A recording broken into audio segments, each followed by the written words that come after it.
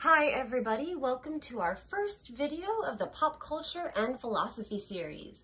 This video is about Game of Thrones, so spoiler alert, spoiler alert, spoiler alert.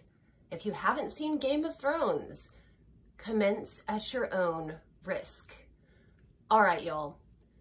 The book that we're looking at today, where this information comes from, is an essay out of this book, which is a really good resource for those of you who like philosophy and Game of Thrones.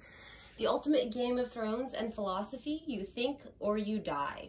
This book has a bunch of different essays, as you see, that apply philosophical concepts. And today we're going to talk about Ned Stark. We'll take a look at Ned Stark and his tragic flaw of being too honorable. And we'll look at it according to Aristotle's golden mean. Now, the specific essay that we're talking about here is the one called Ned Stark, One Man in 10,000, and this is by Christopher Kirby. Now, we'll have another video later that talks about what Mr. Kirby discusses in his essay, because I think that it's a really good perspective to consider about ethics, even though it's focused on Aristotle's elements of tragedy. But his elements of tragedy also go to his theory of ethics.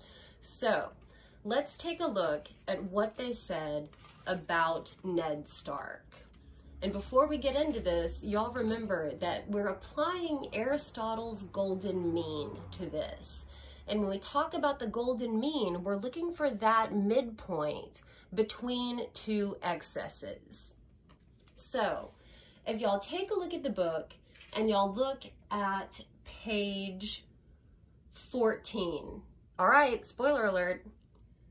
It's under the section called Doomed by Honor. Once again, Ned's decisions, even the ostensibly defiant ones, are dominated by his sense of honor.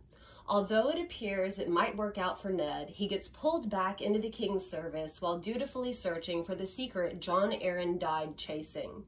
From there, Ned's fortune really begins to spiral downward as his honor obliges him to make a series of errors, like confronting Cersei, refusing Renly's help, and ignoring Littlefinger's advice to take advantage of the power Robert bequeathed him as Lord Protector of the Realm.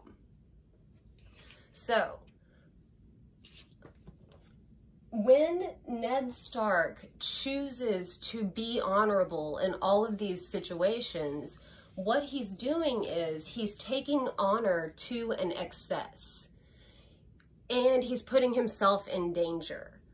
So when Ned goes to Cersei and he tells her that he knows that her children are not the children of the king, that immediately puts him in danger, and it puts his family in danger, because you have to look at it from the Lannisters' perspective. They're in danger now. If Robert found out, and Ned talks about this, this is the reason that he goes and he tells Cersei.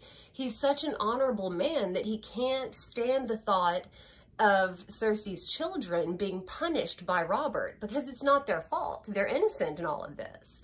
So even though it's a really honorable thing that he does, and going and trying to do something to save these children, because he thought that Cersei would go and take them and they would run and be able to escape Robert's wrath, he did not anticipate the reaction and the fact that Cersei would fight back as well, and so would the rest of the Lannisters.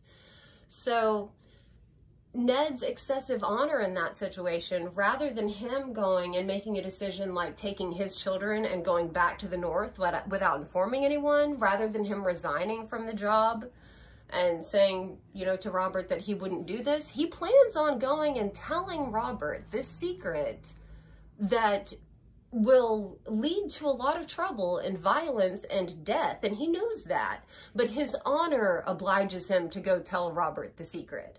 So it's interesting to think about the fact that he thinks it's the right thing to do, and arguably it is, but that right thing to do will result in massive casualties, because if you look at the legacy of Ned Stark, yes, he was an honorable man, yes, we like his character, yes, we're sad when he gets beheaded, but the War of the Five Kings started because of this. When he sends Stannis that letter telling him that Joffrey is not the actual heir to the throne, that gives Stannis that opportunity to start the War of the Five Kings because he thought that his place was on the throne.